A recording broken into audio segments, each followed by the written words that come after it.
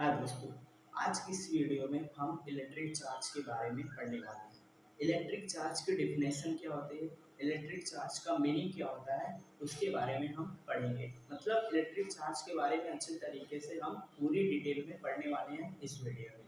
तो नमस्कार दोस्तों, मेरा नाम है अजय यादव और आपका स्वागत है स्टडी फिक्स में। तो चलिए सबसे पहले हम इलेक्ट्रिक चार्ज के बारे में पढ़ते हैं। इलेक्ट्रिक चार्ज को पढ़ने से पहले हमें एटम्स के बारे में जानना बहुत ज़रूरी है। एटम्स मिली अगर हम एटम्स की बात करें, एटम्स होते क्या हैं?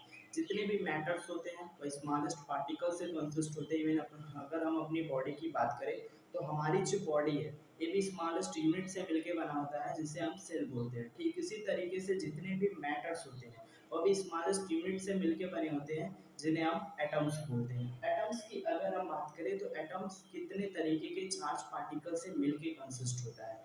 अगर हम एटम्स की बात करें,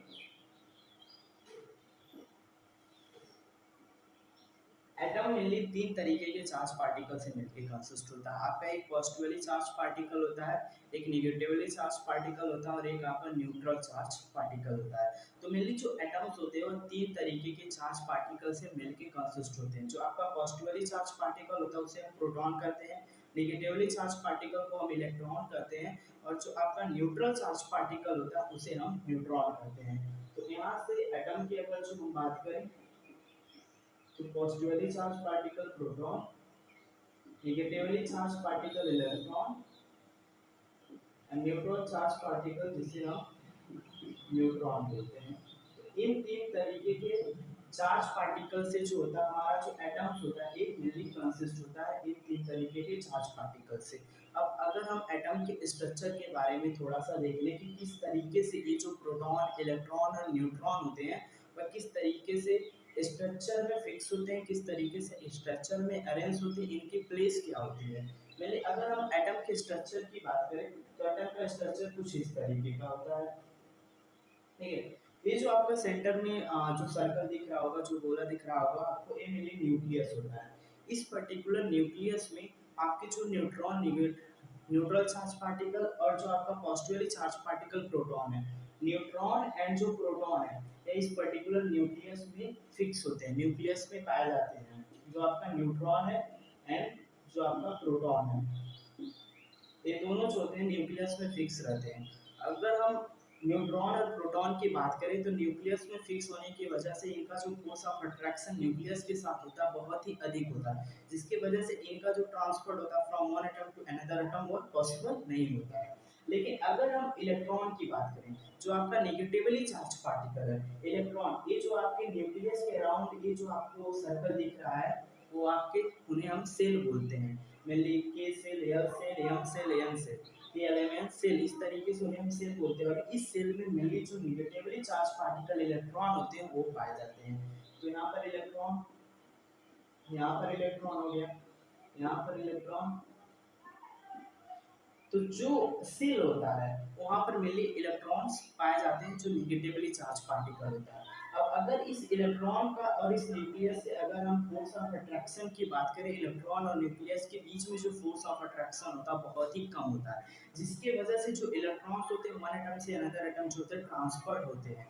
तो सिर्फ और सिर्फ इलेक्ट्रॉन जो होते हैं वन एटम से अनदर एटम में ट्रांसपोर्ट होते हैं, चाहे किसी भी पर्टिकुलर प्रोसेस, चाहे फिजिकल प्रोसेस हो या फिर केमिकल प्रोसेस हो।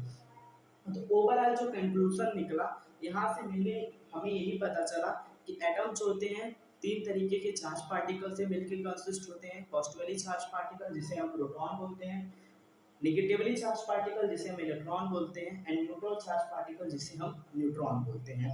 और प्रोटॉन और जो न्यूट्रॉन होते हैं न्यूक्लियस में फिक्स होते हैं, इनका जो मूवमेंट होता है फिर जो ट्रांसफर होता है from one atom to another atom possible नहीं होता है। लेकिन अगर हम नेगेटिवली चार्ज पार्टिकल इलेक्ट्रॉन की बात करें तो इनका जो ट्रांसपोर्ट होता है from one atom to another atom ये पॉसिबल होता है क्योंकि इनका जो फोर्स ऑफ अट्रैक्शन न्यूक्लियस के साथ होता है वह कम होता है।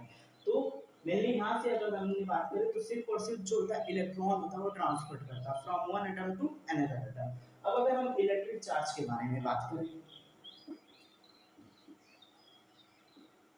इलेक्ट्रिक चार्ज, ये जो आपका इलेक्ट्रिक चार्ज होता है, इलेक्ट्रिक चार्ज को पढ़ने से पहले हम एग्जाम्पल से इलेक्ट्रिक चार्ज के मीनिंग को समझने की कोशिश करेंगे। नॉर्मली किसी भी आप क्लास की बात कर लो, चाहे क्लास 10th हो, चाहे आपका क्लास 7th हो, चाहे क्लास 8 हो, 9 हो, किसी भी क्लास में नॉर्मली हर एक क्लास में दो या दो से अधिक, दो तीन रो पाए जाते हैं। दो तीन रो में जो बच्चे होते हैं, जो स्टूडेंट होते हैं, शिफ्ट करते हैं। अगर हम दो रो की बात करें, क्लास 10th की बात कर रहे हैं, अगर हमने दो रो ले लिया, एक रो हमारा है first row and second row, ठीक है। हर एक रो में आपके 20 स्टूडेंट शिफ्ट कर रहे हैं, दोनों रो में आपके 20 स्टूडेंट बैठ रहे हैं। अगर जो हम इस 20 स्टूडेंट को टू इक्वल पार्ट में डिवाइड कर लेते हैं, 10 स्टूडेंट 10 स्टूडेंट 10 स्टूडेंट, ठीक है, टू इक्वल पार्ट में हमने डिवाइड किया। नॉर्मली होता क्या है, यहाँ पर एक स्टूडेंट है, ठीक है, तो उस स्टूडेंट का जो फ्रेंड इस रो में बैठा हुआ है, तो वह जो स्टूडेंट है अपने आप को अपने फ्रेंड के पास बैठाने की कोशिश करेगा, जिसकी वजह से वो जो स्टूडेंट है अपने आप को इस रो में शिफ्ट करेगा अपने फ्रेंड के पास। ये हमारी लाइफ में भी होती है, जब हम स्कूल अटेंड कर रहे होते हैं, अगर जो हमारा फ्रेंड यार दूसरे रो में बैठा है तो हमें भी उसके साथ बैठना है, ठीक है, तो ये चीजें होती रहती हैं। सेम वही चीज यहाँ पर एक स्टूडेंट है, उसका फ्रेंड इस रो में बैठा है, तो उसने अपने आप को इस रो में शिफ्ट कर दिया। अगर हम इसे एटम कंसीडर करते हैं, इसे अगर जो हम फर्स्ट एटम कंसीडर करते हैं, इसे अगर हम सेकेंड एटम कंसीडर करते हैं, ओके, हमने इसे एटम कंसीडर किया, ये आपका फर्स्ट एटम है, ये आपका सेकेंड एटम है, ठीक है। एटम्स में मेनली जो इलेक्ट्रॉन और प्रोटॉन की जो संख्या होती है इक्वल होती है। आप इसे मतलब पॉइंट बहुत इंपॉर्टेंट है कि जो एटम्स होते हैं उसमें इलेक्ट्रॉन और प्रोटॉन की जो संख्या होती है वो आपकी इक्वल होती है।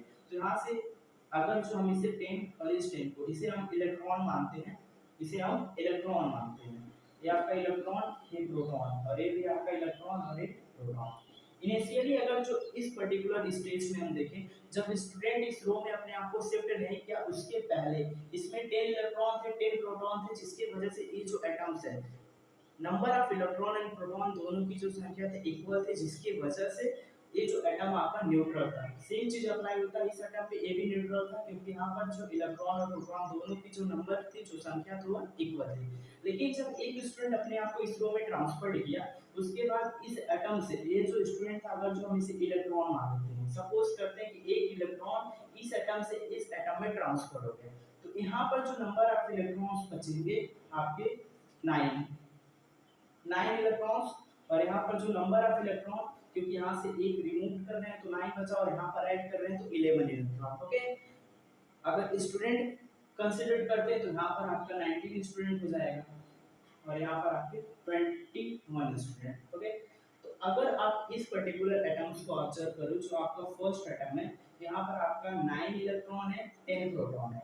यहाँ पर फर्स्ट एटम में एक प्रोटॉन अधिक है, प्रोटॉन पॉजिटिव चार्ज को कैरी करता है, तो एक प्रोटॉन अधिक है, जिसकी वजह से इस एटम्स के ऊपर 1 यूनिट का पॉजिटिव चार्ज लग जाएगा। ये जो एटम है 1 यूनिट के पॉजिटिव चार्ज को एक्वायर कर लेगा। अगर हम इस एटम की बात करें जहां पर आपके 11 इलेक्ट्रॉन एंड 10 प्रोटॉन है, एक इलेक्ट्रॉन आपका अधिक है, एक इलेक्ट्रॉन अधिक होने की वजह से इलेक्ट्रॉन जो होते हैं नेगेटिव से चार्ज होते हैं, नेगेटिव चार्ज को कैरी करते हैं, जिसकी वजह से इस एटम के ऊपर 1 यूनिट का नेगेटिव चार्ज लग जाएगा। ये जो एटम होगा 1 यूनिट का नेगेटिव चार्ज कैरी करेगा।